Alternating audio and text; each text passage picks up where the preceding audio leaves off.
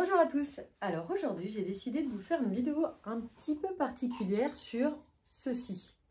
Et bien ceci c'est la lampe cube et en fait c'est ce pourquoi existe l'atelier Quinquette. L'occasion pour moi de vous montrer sa réalisation et puis surtout de... Enfin là ce n'est qu'un cube, hein, il n'y a pas encore la lampe qui est faite du tout. Et puis de vous expliquer un petit peu pourquoi l'atelier Quinquette s'appelle comme ça.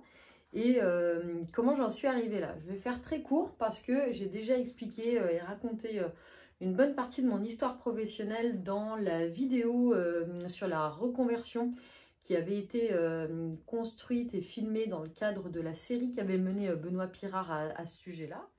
Donc en fait, il y a 4 ans déjà, j'étais à la tête de mon agence de communication que j'ai choisi et eu l'opportunité de revendre. Pour, à la base, l'idée était plutôt de rester dans la communication, mais de changer un petit peu de domaine et puis surtout d'arrêter l'entrepreneuriat et pourquoi pas de relever des défis dans des grandes sociétés à des postes de direction. Les opportunités ne m'ont pas permis de me projeter dans ce domaine-là et j'ai cherché un domaine dans lequel je pourrais reprendre l'entrepreneuriat, mais non plus de services, mais plutôt de produits. Je vous passe un peu les détails, mais je suis arrivée sur l'idée de vendre des lampes artisanales en bois, lampes et luminaires. Mon projet était plutôt de me charger de la commercialisation, la digitalisation. L'idée était plutôt de vendre en ligne, de mettre au profit de cette nouvelle entreprise mes compétences communication digitale, marketing et commercial. Toujours est-il que pour voir si l'idée pouvait prendre, j'ai été amenée à aller à la scierie du coin, à acheter mon premier plateau de chêne, à le poncer un petit peu avec ce que j'avais comme outil à la maison et finalement à concevoir mes premières lampes moi-même, puis à développer la collection de lampes et luminaires et ensuite de faire d'autres choses et ensuite d'arriver plutôt sur de la menuiserie, de l'agencement, de valider mon CAP et aujourd'hui d'avoir quand même fait évoluer l'atelier sur de la menuiserie, conception de meubles, meubles sur mesure, agencement de tout type sur le sur-mesure avec du mélange de matières telles que la résine par exemple ou le métal où je suis arrivée sur aussi de la soudure. Je vous dis tout ça en fait pour vous expliquer le nom de l'atelier. Pourquoi l'atelier Quinquette? C'est-à-dire que comme j'étais à la base uniquement sur la conception de lampes, j'ai cherché les noms dérivés des lampes. Je suis arrivée sur cette ancienne lampe à double flux, lampe à huile, qui était le Quinquet. Et je l'ai appelé Quinquette pour souligner le fait que ce soit des petites mains féminines, en rajoutant le E, qui concevaient les produits. Donc je suis arrivée sur l'atelier Quinquette. Ayant diversifié largement mon activité, je me suis posé la question de faire évoluer aussi le nom de l'entreprise.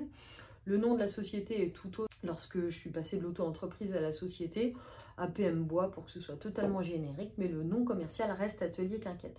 Ce qui fait que sur mon site internet, j'ai toujours un certain nombre de petites lampes un petit peu emblématiques de l'atelier, dont la fameuse lampe cube. Et là, je ne sais pas pourquoi, en 10 jours, j'en ai vendu 2 sur le site. Je me suis dit, tiens, c'est l'occasion de montrer et de filmer la conception de l'une des deux. Alors, ça c'est de la poutre en chêne. Donc simplement, je ne vous montre pas le débit parce que quand je suis amenée à avoir une chute de poutre, quand je fais mes tables en poutre, notamment les tables modèle Oma, du coup, les restes, je les débite directement et je les mets à la taille. Donc celle-ci, on est passé d'une poutre en 15-15 pour arriver sur un cube en 11 par 11 par 11. 11,5 à peu près même. Donc je les fais en une fois pour pouvoir les passer dans la raboteuse et pas les faire juste en cube. Ce qui serait beaucoup trop dangereux évidemment de passer juste un cube de 11 cm dans la raboteuse, ça ferait évidemment tout exploser. Donc je fais passer des barres en fonction de mes chutes, 70-80 cm, puis ensuite je les redébite à l'unité en gardant simplement les morceaux les plus jolis. Donc j'ai déjà fait un trou de 35 mm avec une mèche Forstner. Je suis venue percer la sortie de mon fil diamètre 10 et ici on me demande un modèle avec l'interrupteur intégré dans la lampe. Donc allez, on va se lancer sur la conception de cette petite lampe emblématique de l'atelier. Ah, j'ai oublié, c'est parti!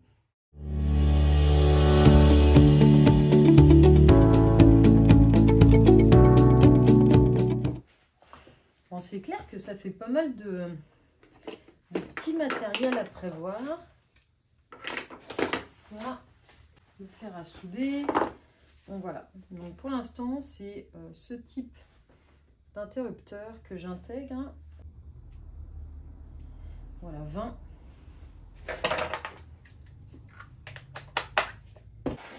Mèche plate. Mèche plate de 20.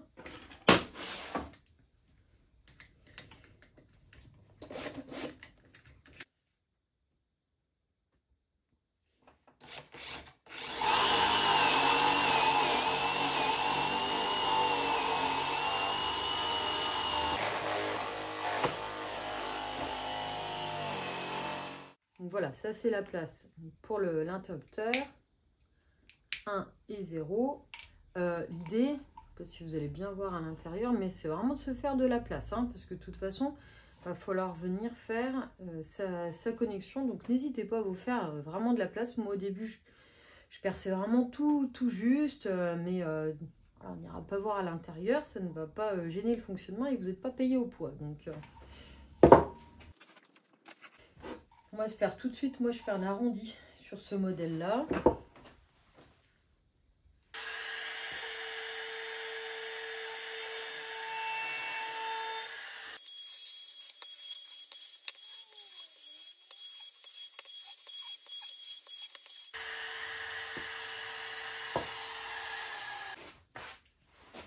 Et donc ce que je fais de suite, c'est que je vais le poncer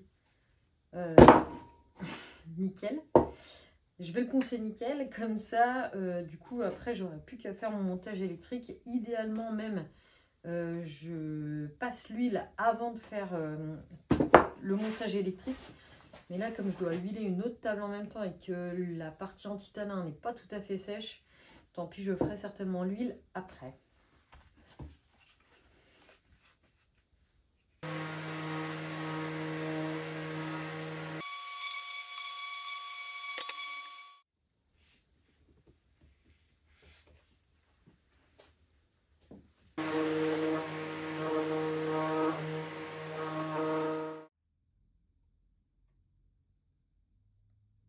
Bon, je vais commencer le petit montage électrique, rien de bien technique.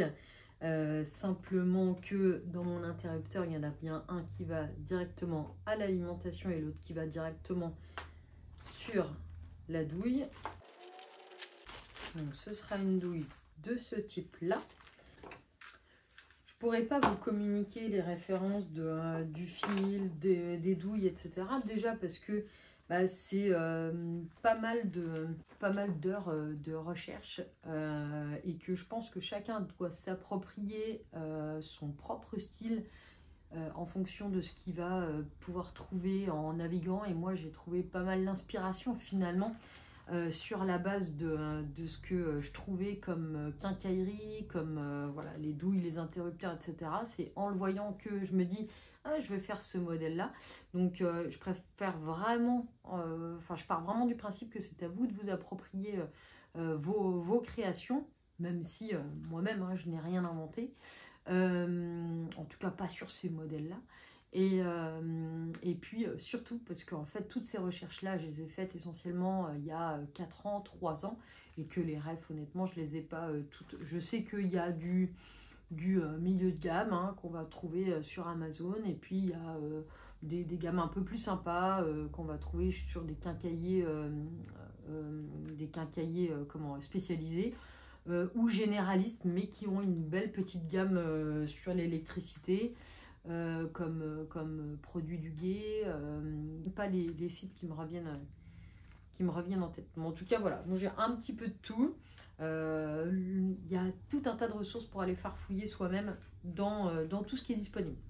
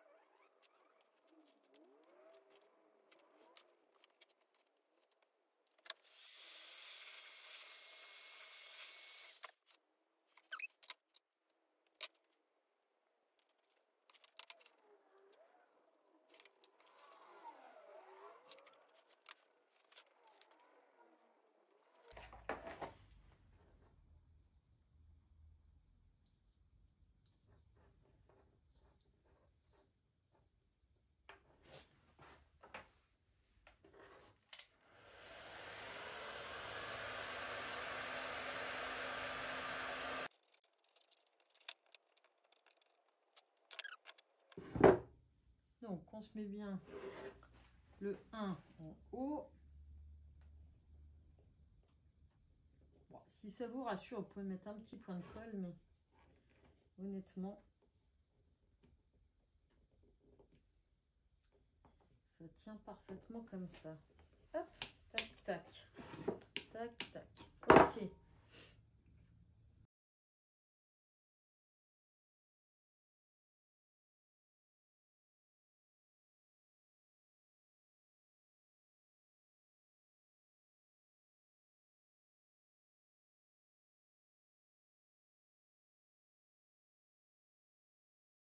Je suis obligée d'élargir le trou parce qu'il est fait pour des fils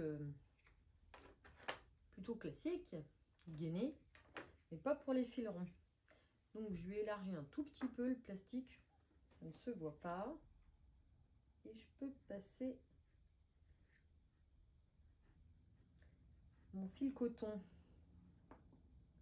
normalement. Voilà. Et de nouveau travailler à l'aise. Hop, et hop. De nouveau, pour dénuder à chaque fois, je mets un coup de Chatterton pour serrer. Clouc. Serrer le coton autour de la gaine blanche. Certainement d'autres techniques, hein. Même certainement meilleures, mais j'ai pris l'habitude comme ça.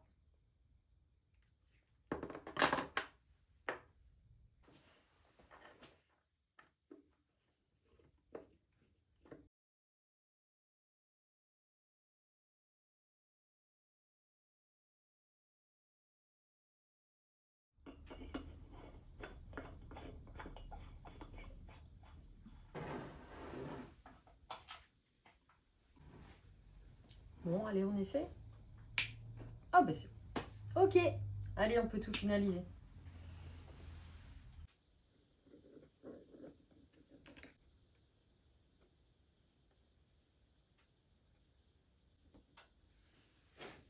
Comme d'habitude, hein, c'est de l'huile Rubio. J'en profite pour faire la petite lampe cube. Donc, comme je disais, hein, c'est vrai que c'est mieux quand on peut huiler avant.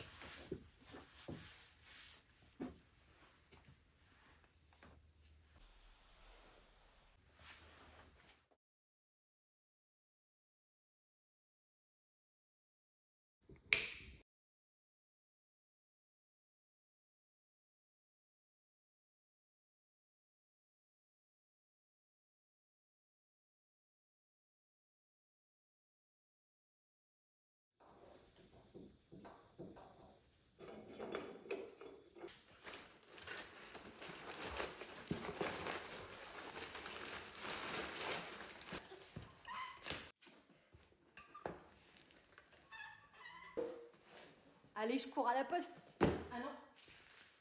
Clouc. En fait, elle ferme dans 10 minutes.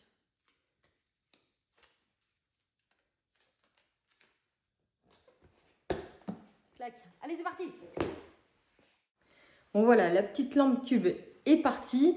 C'était une vidéo rapide, en tout cas je dis rapide parce que c'est vrai que ça a été relativement vite à concevoir cette petite lampe, surtout dans la mesure où la partie bois était déjà coupée. Mais je ne sais pas si la vidéo sera rapide, ça ce sont les dieux du montage qui me le diront, parce que je trouve toujours des choses à vous montrer et pas forcément coupées pour pas retirer trop de cohérence à la vidéo. En tout cas, c'était un plaisir de vous montrer ça, de vous expliquer pourquoi elle existe encore, cette petite lampe, pourquoi elle est toujours à la vente, pourquoi je vais être amenée à en faire de temps en temps, et puis peut-être un jour à développer d'autres modèles. Voilà, c'était un plaisir de partager avec vous. À bientôt, certainement pour d'autres vidéos.